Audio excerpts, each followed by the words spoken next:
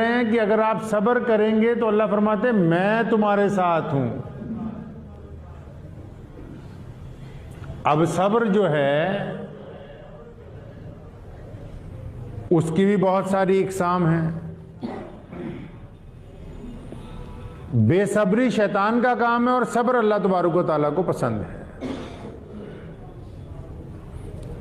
بعض لوگوں سے آپ نے سنا ہوتا ہے کہ بھی ہم بڑے خاندانی لوگ ہیں، تو خاندانی لوگ وہ نہیں ہوتے جن کے پاس دولت زیادہ ہوتی ہے، جن کی شکل صورت بڑی خوبصورت ہوتی ہے، جن کے قد کاٹ زیادہ اچھے ہوتے ہیں، جن کے نیچے سواری بہت اعلیٰ درجے کی ہوتی ہے، یا جو محلوں میں رہتے ہیں۔ یہ خاندانی ہونے کی پہچان نہیں ہے۔ خاندانی ہونے کی پہچان یہ ہوتی ہے کہ ان کی آنکھوں میں شرم، لب و لہجے میں تحمل ہوتا ہے، ان کی گفتگو میں صبر ہوتا ہے،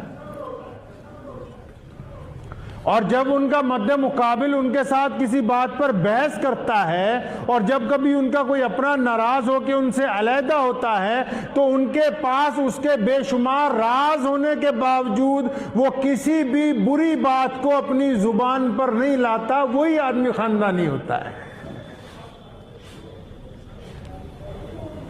وہ کسی نے کہا ہے نا کہ کس میں کتنا ظرف تھا صفائی سے کھل گیا، کس میں کتنا ظرف تھا صفائی سے کھل گیا، یہ راز ایک ذرا سی لڑائی سے کھل گیا۔ تو جو لوگ صبر والے ہوتے ہیں، جو خاندانی لوگ ہوتے ہیں، انہوں نے اللہ تبارک و تعالیٰ کے اس فرمان کو دل سے، زبان سے، کردار سے اپنا لیا ہوتا ہے، تبھی ان کی آنے والی نسلیں جو ہیں وہ معاشرے میں بڑا نام پیدا کرتی۔ اور حضور اکرم صلی اللہ تعالیٰ علیہ وسلم نے ہمیں اس کی عملی تعلیم فرمائی، عملی طور پر آپ صلی اللہ علیہ وسلم نے ہمیں سکھایا ہے۔ احادیث میں آتا ہے، سونے رسول نے فرمایا نیچے دیکھو، نیچے۔ اللہ کے رسول نے کیا مسلمانوں نیچے دیکھو، تھلے۔ اسی دیکھتے ہیں اوپر نو کہ ودیا گڈی چو بندہ جا رہا ہے، وہ دے کول کوٹھی ودیا ہے، وہ دے کپڑے ودیا ہے، تو محمد رسول اللہ نے کی کیا فرمایا نیچے ویکھ، تھلے ویکھ۔ آپ سے نیچے کے درجے کے لوگ کیسی زندگی گزار رہے ہیں، آپ سے نیچے کے درجے کے لوگ کیسا کھانا کھاتے ہیں، ان کا لباس کیسا ہے، ان کے پاس چھت نہیں ہے، وہ بے سہارا ہیں، سڑک پہ اوپر پڑے ہوئے ہیں، ان کو کیوں نہیں دیکھتے، اپنے سے نیچے کیوں نہیں دیکھ رہے ہو؟ نیچے دیکھے گا تو طبیعت میں صبر پیدا ہوگا، اوپر دیکھے گا تو طبیعت میں حرص پیدا ہوگی۔ اب صبر کے کئی طریقے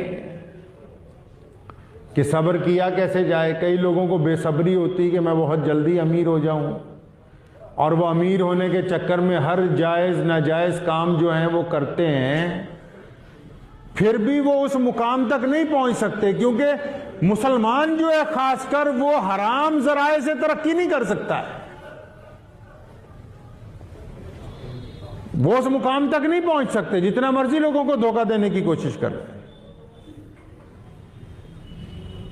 اب کچھ لوگ یہ چاہتے ہیں کہ ہم نہیں غلط ذرائع کے ساتھ ترقی حاصل کر لیں، وہ کر نہیں سکتے۔ صبر یہ ہے کہ اللہ تبارک و تعالیٰ نے ہمیں جس حالت میں رکھا ہے اس پر اللہ کا شکر ادا کریں، شکر ادا کریں۔ اور اگر آپ شکر ادا نہیں کریں گے اللہ تبارک و تعالیٰ کا، تو مال میں، گھر میں برکت نہیں ہوگی۔ اب صبر یہ ہے کہ آپ کی ناراضگی ہو جائے آپ کی بیوی کے ساتھ، اور آپ قدرت رکھتے ہیں اس بات پر کہ اسے مار دیں، پٹائی کر دیں، آپ اس بات کے اوپر قدرت رکھتے ہیں کہ اس کو ساتھ علیحدگی اختیار کر لیں۔ لوگوں نے اخلاق کے معنی کو پہلے یہ سمجھا اخلاق کے معیار کو لوگوں نے یہ سمجھا ہے کہ کوئی طاقتور آدمی آ جائے، ہم سے بڑا آ جائے، اس کی بہت جی حضوری کی جائے، خدمت کی جائے، دعوت کی جائے، سلام پیش کیا جائے تو یہ اخلاق ہے۔ تو اسلام نے اس کو اخلاق نہیں کہا، اسلام نے کہا یہ چمچہ گیری ہے۔ تو پہلے تو یہ طے کر لیا جائے نا ہمارے مزاج میں کہ ہم جو کام کر رہے ہیں وہ چمچہ گیری ہے کہ وہ اخلاق ہے۔ اخلاق یہ تو نہیں ہے کہ ہم سے طاقتور آدمی آئے تو ہم اس کے آگے سرنگوں ہو جائیں، اور ہم سے کمزور آدمی آئے اس سے ہم اکڑ کے بات کریں، اس کا مطلب کہ ہم بدترین لوگوں میں سے ہیں۔ جو بندہ اپنے سے طاقتور کی تو تعظیم کرتا ہے اور کمزور کے ساتھ گستاخی سے پیش آتا ہے تو اس کا مطلب وہ بندہ صحیح نہیں ہے۔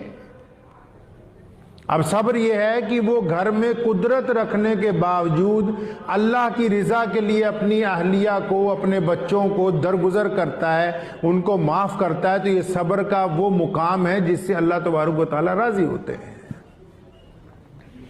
ایک صاحب کی بیٹی کی شادی ہوئی تو انہوں نے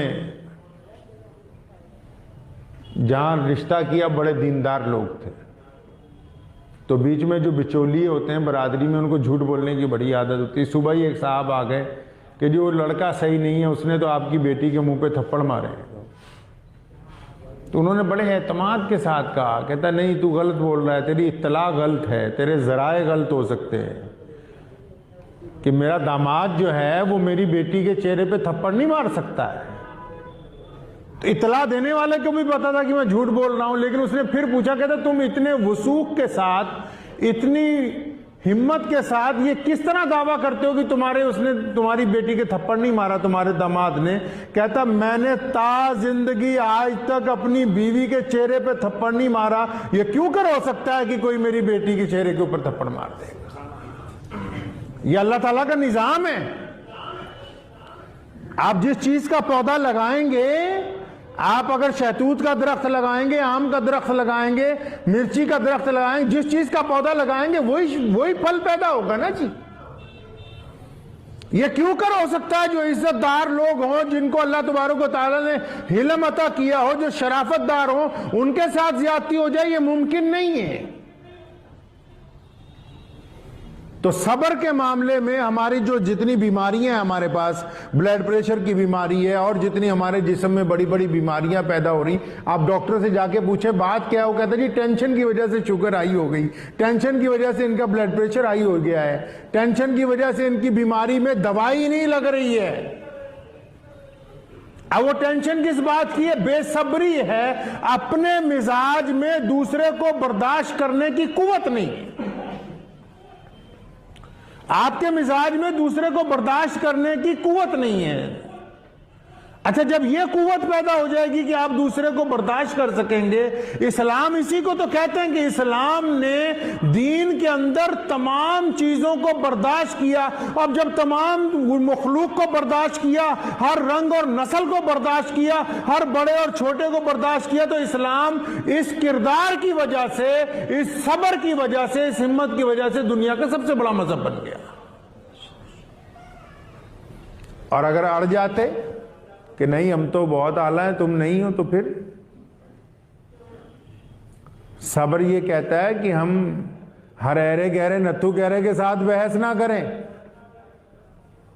صبر کے معاملے میں ایک قصہ یاد آیا مجھے کہ وہ جب شاہین باغ کی تحریک چل رہی تھی تو بہت سارے غیر مسلم شاہین باغ کے خلاف بیان دیتے تھے، تو بہت سارے لوگوں نے والد محترم حضرت شاہ امام مولانا حبیب الرحمن لدھیانوی صاحب کو کہا کہ فلاں فلاں جو بیان دیتے ہیں ان کے خلاف بیان دیں۔ تو فرمانے لگے ہر ایرے گہرے نتھو گہرے کے خلاف بیان دیں گے؟ کوئی معیار نہیں ہوگا آپ کا؟ کوئی معیار بھی تو ہو آپ کا کہ آپ ہر ایک جگہ بحث کرنے لگیں گے؟ اسلام نے معیار طے کیے ہیں نا، تو آپ کا کوئی معیار ہی نہیں۔ جہاں جو دو لوگوں کو دیکھیے ایسے بحث کریں گے، مدعا کیا ہوگا کہ امریکہ کا صدر کیا کر رہا ہے، وہ کہہ رہا ہے یہ نہیں کر رہا، وہ کہتا ہے وہ کر رہا ہے، اور اس معاملے میں اتنی زور شور بحث ہوگی۔ اتنا وقت ہے تمہارے پاس؟ میاں اتنا وقت ہے تمہارے پاس کہ ایک ایک چھوٹی سی بات کو لے کے 5 آدمی 2 گھنٹے بحث کر رہے ہیں؟ اللہ اکبر، یہ وقت لاتے کہاں سے ہو؟ بحث کا بھی معیار ہوتا ہے. ایک ولی اللہ کو کسی نے آ کے کہا کہ حضرت جی میں فلاں شہر گیا تھا کئی 100 کلومیٹر دور, یا وہاں ایک مسجد میں ایک صاحب ملے, وہ آپ کی بڑی برائی کر رہے تھے. وہ اللہ والے اٹھ کے کھڑے ہو گئے, اس کا ماتھا چوما, کہتا واہ پترا, وہ اوتھے بھی ساڈیاں ہی گلاں ہوندیاں, وہ اوتھے بھی ساڈا ہی ذکر ہوئی جاندہ, اسی تو سوچا سانو جاندہ کوئی نہیں. کفار مکہ نے نعوذ باللہ حضور اکرم صلی اللہ علیہ وسلم کا نام بدل کے آپ صلی اللہ علیہ وسلم کو برا کہنا شروع کیا. محمد نہیں کہتے تھے, کہتے تھے اگر محمد کہیں گے خود بخود ان کی تعریف ہو جائے گی. مزمل جب کہنا شروع کیا, کئی لوگ آئے حضور صلی اللہ علیہ وسلم کے پاس غم زدہ ہو کے صحابہ کرام کہ یا رسول اللہ وہ اس طرح کا آپ کا نام لے کے نعوذ باللہ آپ کی توہین کرنا چاہتے ہیں. وہ فرمایا نہیں نہیں, وہ جو نام بگاڑتے ہیں وہ تو کوئی اور ہوگا, مجھے میرے اللہ نے محمد بنایا ہے اور میں محمد ہوں, محمد ہی رہوں گا. دنیا میں کوئی ایسا نہیں جو محمد رسول اللہ صلی اللہ علیہ وسلم کی شان میں بے ادبی کر سکے. آپ کو اپنا طریقہ کار بھی تو درست کرنا ہوگا نا. ذرا سی بات کے اوپر دیکھو, کسی کی بہن آتی ہے اس کے گھر, آگے کہتی ہے بھائی میرے بچے کی شادی ہے, تو برادری والے سارے اڑ جاتے, نہیں نہیں تیرے ساتھ تو ہمارا اتنے دن سے پنگا چل رہا, اب موقع آیا تجھے رگڑا لگانے کا, اب نہیں آنے کے تیری شادی میں. ہم اخلاق والا وہ ہے کہ طاقت رکھنے کے باوجود جو معاف کرتے. اللہ تعالیٰ سے کون معاف ہے؟ اللہ تعالیٰ طاقت رکھتے ہیں نا, معاف کر رہے ہیں. حضور اکرم صلی اللہ علیہ وسلم نے سیدنا عثمان بن طلحہ سے چابی مانگی بیت اللہ کی, فرمایا چابی دو, میں 2 نفل نماز پڑھنا چاہتا ہوں. اور عثمان بن طلحہ نے کہا تھا کہ آپ کو چابی نہیں دوں گا. آقا صلی اللہ علیہ وسلم نے کندھے پہ ہاتھ مارا, فرمایا طلحہ ایک وقت آئے گا کہ یہ چابی ہم آپ سے لے لیں گے. اور پھر مکہ فتح ہوتا ہے, حضور صلی اللہ علیہ وسلم پوری طاقت کے ساتھ آتے ہیں, گلی کوچوں میں صحابہ کرام کی فوجیں چل رہی ہیں, اور بیت اللہ کو پاک کر دیا گیا, اور بیت اللہ کے دروازے پہ پہنچے, فرمایا بلاؤ ابن طلحہ کو. اور جب طلحہ آئے, حضور صلی اللہ علیہ وسلم نے چابی لی, نماز ادا کری. نماز ادا کرنے کے بعد طلحہ کو قریب بلایا. عثمان بن طلحہ کہتے میں پریشان تھا, میں غمزدہ تھا, میں یہ سوچ رہا تھا آج پتہ نہیں بنے گا کیا, یہ تو طاقت والے ہو گئے, ہم نے تو اس لیے سمجھا تھا یہ مکہ چھوڑ گئے, آج اللہ نے ان کو عزتیں دے دی, یہ مکہ کے متولی بن گئے, آج پتہ نہیں میرے ساتھ کیا ہوگا. فرمایا قریب بلایا, فرمایا ابن طلحہ یہ چابی لو, ہم نے تمہیں دے دی تاکہ تمہاری نسلوں میں بیت اللہ کی چابی رہے. فرمایا چابی نہیں میرے طرف آئی, کلمہ لا الہ الا اللہ محمد الرسول اللہ آیا.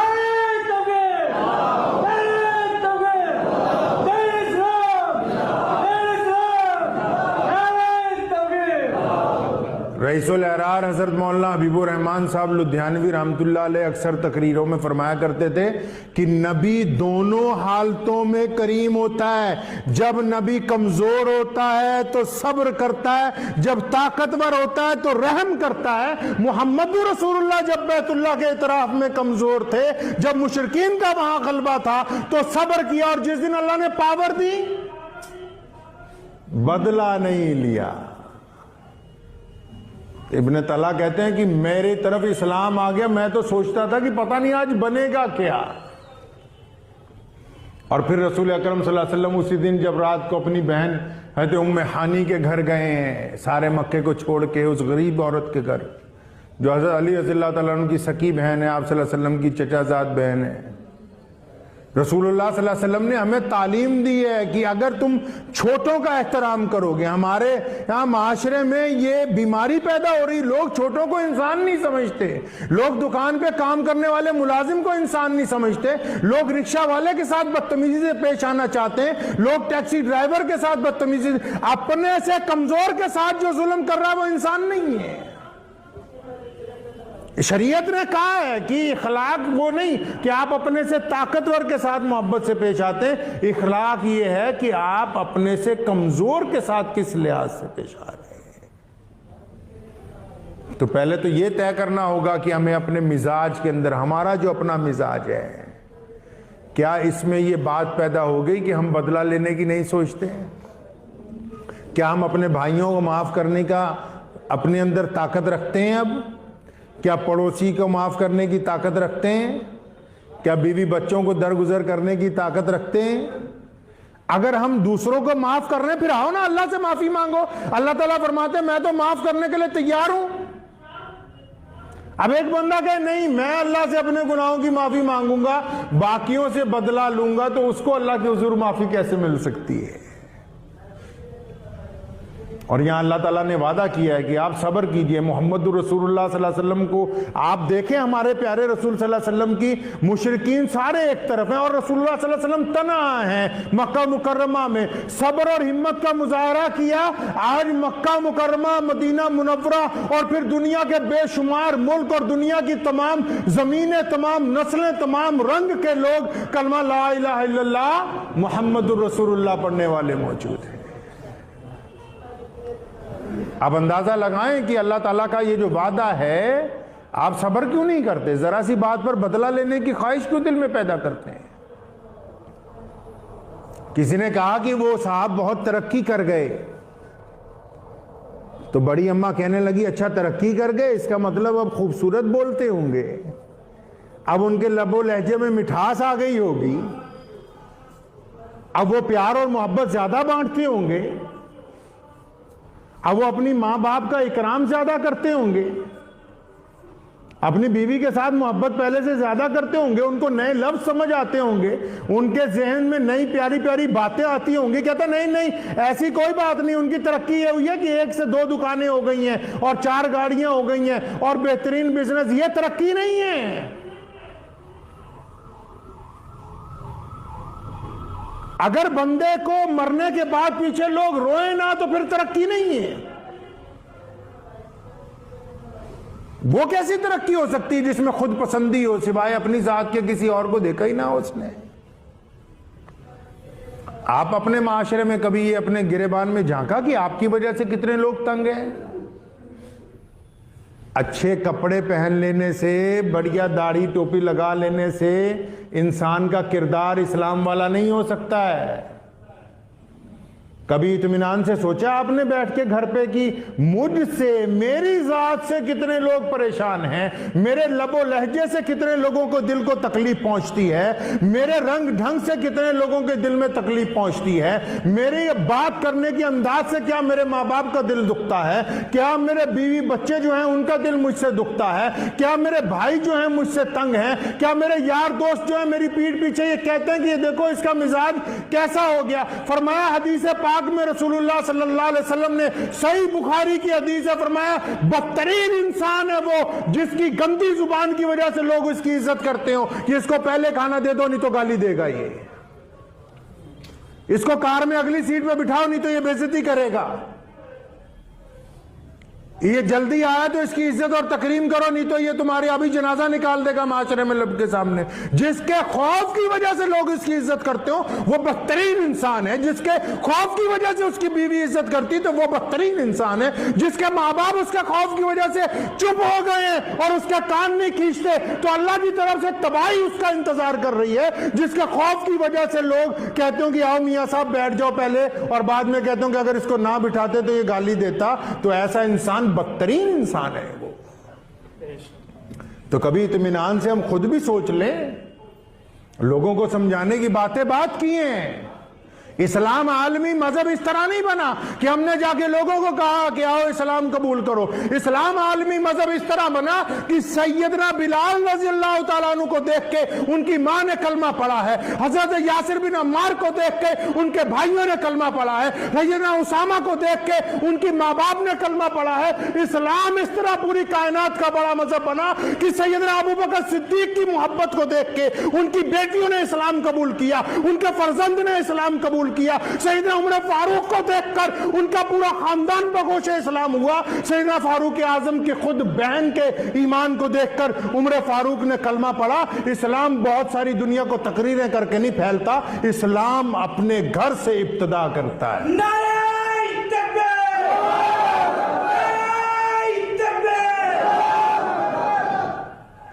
ہمیں اس بات کو سوچنا ہے اطمینان کے ساتھ, خاص کر جو لوگ نوجوان ہیں,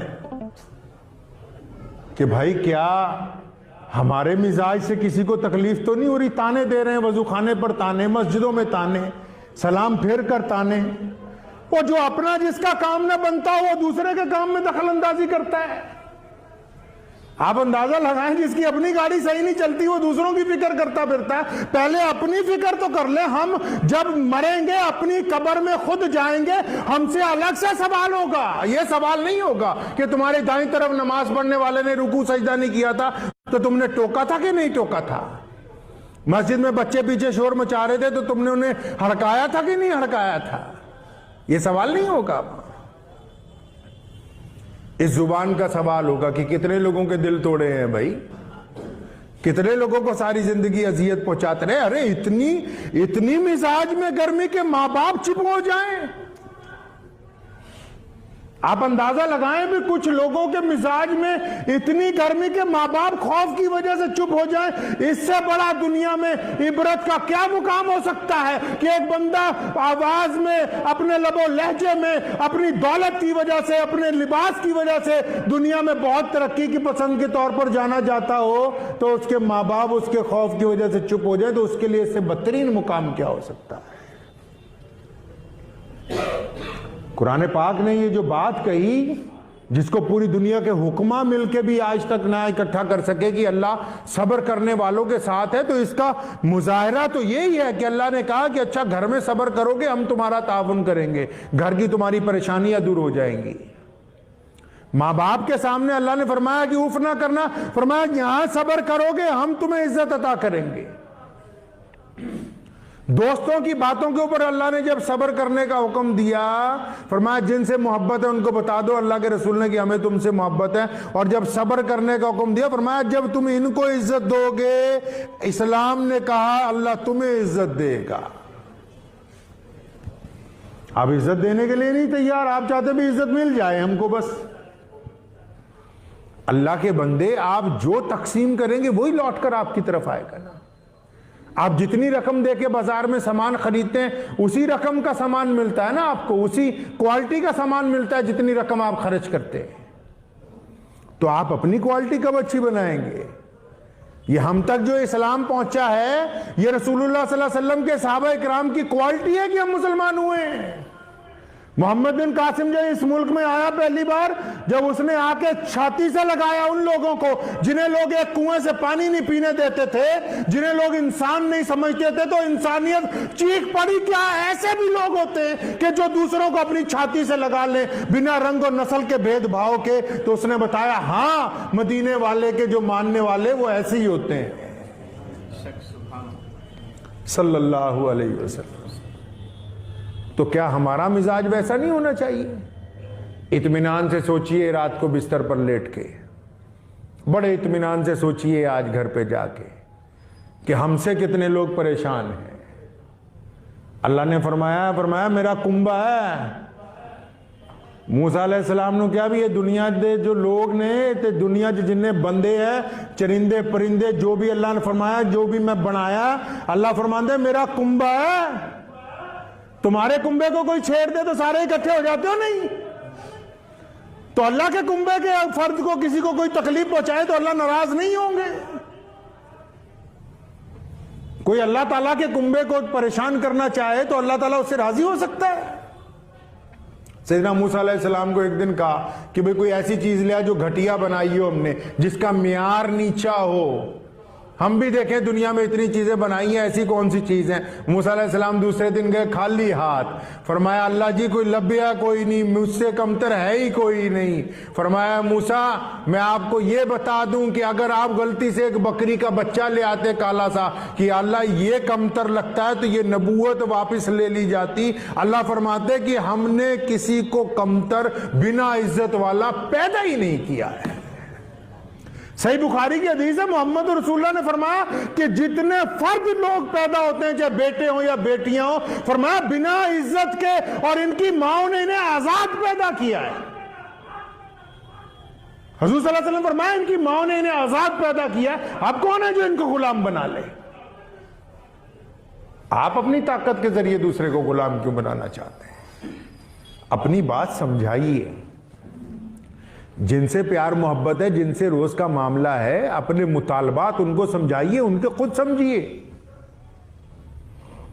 مسجد میں آ کے بزرگ بننے کی کوشش نہ کریں جب تک گھر والے یہ نہ کہہ دیں کہ یہ میرا دوست ہے، تب تک آپ بزرگ نہیں بنے، اور جب تک گھر باہر والے دوست نہ کہہ دیں کہ یہ ہمارے گھر والا ہے، اس وقت تک آپ کا معیار پورا نہیں ہوا۔ گھر والے یہ نہ کہہ دیں کہ یہ میرا دوست ہے اور باہر والے یہ نہ کہہ دیں کہ ہمارا گھر کی طرح ہے، تو تب تک معیار پورا نہیں ہوا۔ دکھاوے کی بات کرنے کی جو کوششیں ہیں وہ منہ پر ماری جائیں گی۔ فرمایا ایسی نمازیں، ایسے صدقات منہ پر مارے جائیں گے کہ اچھا لوگوں کو دکھانے کے لیے کام ہو رہا ہے، اور جہاں کرنا ہے وہ کام جس جگہ، وہ تو کر کے دیکھو کبھی۔ کئی لوگوں کو نیند نہیں آتی، ہمارے ہاں تعویذ نہیں دیتے مسجد میں، ہمارے ہاں ہمارے دادا مرحوم نے، والد محترم نے، ہم نے کبھی تعویذ نہیں لکھا آج تک۔ کئی لوگ آتے ہیں پوچھنے کے لیے کہ جی نیند نہیں آتی، یہ ہو گیا وہ ہو گیا، تو میں ان کو کہا کرتا ہوں ذرا اطمینان سے بیٹھ کے یہ تو سوچو دل کتنوں کا دکھایا ہے، جیب میں پیسے ہونے کے باوجود مدد کیوں نہیں کی؟ تمہارے تو دروازے تک اللہ تبارک و تعالیٰ نے اپنا نمائندہ بھیج دیا تھا، تم ان کی طرف کیوں نہیں گئے؟ مجھے اچھی طرح یاد ہے، شاید سن 1990 یا 92 کی بات ہوگی، ایک صاحب یہاں پر، ان کا نام اب چچا ابراہیم صاحب ہے، تو وہ تشریف لائے، تو ابو جان وہاں دفتر میں بیٹھے تھے، تو رونے لگے کہ جی میرا بیٹا گم ہو گیا ہے، غیر مسلم تھے، کہ جی میری ماں، اس کی ماں کہتی ہے کہ وہ جامع مسجد والوں سے ہی تعویذ لاؤ تب یہ ملے گا۔ تو ابو جان نے انہیں کہا کہ بھائی ایسا ہے، تعویذ تو ہم لکھتے نہیں ہیں، کہ بھی تو میرے ساتھ چل، اللہ طاقت والا ہے، اللہ تعالیٰ عزت دینے والا ہے۔ تو اس کو وضو خانے پہ لے گئے، منہ ہاتھ دھلوائے، یہاں لے آئے اسی جگہ جہاں ہم بیٹھے ہوئے ہیں، تو دعا کی، جو اور لوگ مسجد میں 2-4 تھے، دعا کی اللہ تعالیٰ کے حضور کہ اس کا بچہ مل جائے۔ تو یہ اللہ کریم کا فضل ہوا کہ شام کو اس کا بیٹا مل گیا۔ اتفاق سے ایک قصہ یاد آ گیا، آپ کو سناتا چلوں۔ تو شام کو اس کا بیٹا مل گیا جی۔ اب وہ آنے لگے روزانہ مسجد، 1-2 دن چھوڑ کر بیٹھنے لگے مجلس میں۔ اب کرتے کرتے 20-25 دن بعد ایک دن وہ آئے اپنی اہلیہ کے ساتھ، اور آگے فرمانے لگے بھی ہم دونوں کو آپ کلمہ پڑھا دیں، ہم دونوں مسلمان ہونا چاہتے ہیں۔ یہ سن 1990 کی یا 92 کی بات ہوگی، میں بتا رہا ہوں جو آپ کو۔ تو ان کے ساتھ ان کے 3 بچے تھے، ایک بیٹی تھی، بیٹی کی عمر 17 سال تھی، جو بیٹا گم ہوا تھا اس کی عمر 14 سال تھی، 2 اور چھوٹے بچے تھے۔ اب وہ سارا خاندان جو ہے اس نے کلمہ اسلام پڑھ کے ہلکا بگوش اسلام آنے جانے لگے۔ ان کا نام ابراہیم رکھا، ہم لوگ بچپن سے انہیں ابراہیم چچا کہتے ہیں، سن رہے ہوں شاید آج وہ بھی قصہ کہیں بیٹھے۔ تو روزانہ آنے لگے، نماز وغیرہ سب سیکھ گئے، ماشاءاللہ بڑے پکے دیندار، آج بھی اللہ تعالیٰ نے ان کے گھر پہ بڑا فضل کیا۔ تو 1 مہینے بعد وہ آئے، آگے ابو جان کو کہنے لگے کہ آپ وہاں بیٹی دا رشتہ نا امرتسر کیتا ہے، تے ان کو بتانا ہے کہ اب ہم کیونکہ کلمہ پڑھ چکے ہیں تو ہم اپنی بیٹی تمہارے یہاں نہیں دیں گے۔ تو کہا ٹھیک ہے، وہ امرتسر گئے یہ بات کہنے کے لیے اپنے رشتہ داروں کو، ان کے رشتہ داروں میں سے تھے جہاں لڑکی کا رشتہ ہوا تھا۔ اب وہ جب وہاں جا کے ان کو یہ بات بتائی تو وہاں لڑکی والے جو تھے آگے، وہ بھی انہی کی طرح تھے، تھوڑے سے اکڑ بھی تھے، کہتے نہیں جی رشتہ تو ہم نہیں توڑیں گے، تم ہمیں اس مولوی کے پاس لے کے چلو۔ اب وہ آگے جب بات چیت ہوئی پوری تو وہ کہنے لگے رشتہ ہم نہیں توڑیں گے، ہم بھی کلمہ اسلام لا الہ الا اللہ محمد رسول اللہ پڑھ کے مسلمان ہونے کے لیے تیار ہیں، ہم رشتہ نہیں توڑیں گے۔ تو لڑکا جس سے نکاح ہونا تھا وہ، اس کے والد، اس کی والدہ، وہ لوگ اسلام قبول کر گئے۔ پھر ابراہیم چچا کے بھائیوں کا سلسلہ شروع ہوا، ان کے بھائی سارے شادی شدہ تھے، انہوں نے مسجد بنائی ہے یہاں سیلا ایک جگہ ہے پنجاب میں، وہاں ہجرت کر گئے وہ، تو وہ ان سب لوگوں نے اسلام کو قبول کیا۔ ان کے بچوں نے، پھر آگے جو ان کے سمدھی تھے انہوں نے، تو 10-12 سال میں کئی 100 افراد، کیا سمجھے، انہوں نے اس لیے اسلام کو قبول کیا کہ اگر 50 روپے کا تعویذ دے دیا جاتا تو نہ اس کا بچہ ملتا تو نہ ہماری کوٹھی پڑ جانی تھی، کیا سمجھے۔ اسلام جو ہے وہ اپنے اعلیٰ کردار کی وجہ سے آگے چلتا ہے۔ اب ان کے جو آگے عزیز و اقارب رشتہ دار ہیں، ان کے پاس میں یا میرے والد تو نہیں نہ گئے بات، جس نے اسلام کو قبول کیا اس کے لب و لہجے میں تبدیلی آئی، شراب چھٹ گئی، اب معاملات میں نیکی آ گئی، چہرے پر نور آ گیا، تو دیکھ کے باقی لوگوں کو مجبور ہونا پڑا۔ تو میں اکثر نا مسلمانوں کو پوچھتا ہوں نا جڑے ساڈے اتنے ہے بھجے جان گے مولویاں کو 500 روپے ہاتھ فڑا کے بھی سر تے ہاتھ رکھ دیو، وہ بھی کیا تمہارا بھی کوئی ایسا پیر ہے جس کو دیکھ کے کبھی کسی نے کلمہ پڑھا ہو؟ کیا اس کا کردار بھی ایسا ہے؟ مجھے کئی لوگ کہتے ہیں جی ہم کشمیریوں میں بڑی بیماری ہے پیروں کی، میں ان کو پوچھا کرتا ہوں بھی تمہارے یہاں بھی کوئی ایسا پیر ہے کہ کوئی سیر کرنے گیا ہو تو اس نے تمہارا کردار دیکھ کے اسلام کو کہا ہو کہ بہترین مذہب ہے؟ کیا آپ کے پاس بھی ایسے شیخ الحدیث ہیں، ایسے مولوی ہیں؟ کیا تمہارے علاقے میں بھی کوئی ایسا اللہ والا ہے جس کی شکل دیکھ کے بندہ کہے کہ ہاں اس کے چہرے پر اللہ کا نور برس رہا ہے، جس کو دیکھ کے لوگ لبے لہجے کو کہے کہ یہ کلمہ ہے؟ ایک بوڑھی عورت جو ہے وہ حضور صلی اللہ علیہ وسلم کی خدمت میں آئی، اس نے کہا یا رسول اللہ مجھے فلاں بیماری ہے، فرمایا بی بی بیماری کو چھوڑ، اگر تو صبر کرنے لگے میں جنت کا وعدہ کرتا ہوں، صبر کرنے لگے تو میں جنت کا وعدہ کرتا ہوں۔ کہنے یا رسول اللہ ٹھیک ہے میں آج سے صبر کروں گی، لیکن مرگی کا دورہ پڑتا ہے، آپ دعا کریں کہ جب مجھے مرگی کا دورہ پڑے میرا روپٹہ سر سے نہ اترے۔ آقا صلی اللہ علیہ وسلم نے دعا کی کہ جب اس کو مرگی کا دورہ پڑے تو روپٹہ سر سے نہ اترے۔ دعا یہ بھی ہو سکتی تھی کہ یہ بیماری میں شفا آ جائے، لیکن فرمایا صبر کر اللہ تجھے جنت دیں گے۔ اور صحابہ فرماتے ہیں، ابو ہریرہ سے پوچھے، سیدنا بلال سے پوچھیں، سیدنا انس سے پوچھے، صحابہ فرماتے ہیں جب کوئی نیا بندہ مدینے میں آتا نا کہ یار ہم نے مسلمان ہونا، کوئی جنتی دکھاؤ، اس بڑی اماں کے دروازے پر پہنچ جاتے، دروازہ کھٹکھٹاتے، اماں جی باہر آتی، بولا کیا بات ہے؟ کہتے اماں جی اس بندے نے جنتی عورت دیکھنی تھی، ہم اس لیے تمہارے گھر پہ لے کے آئے۔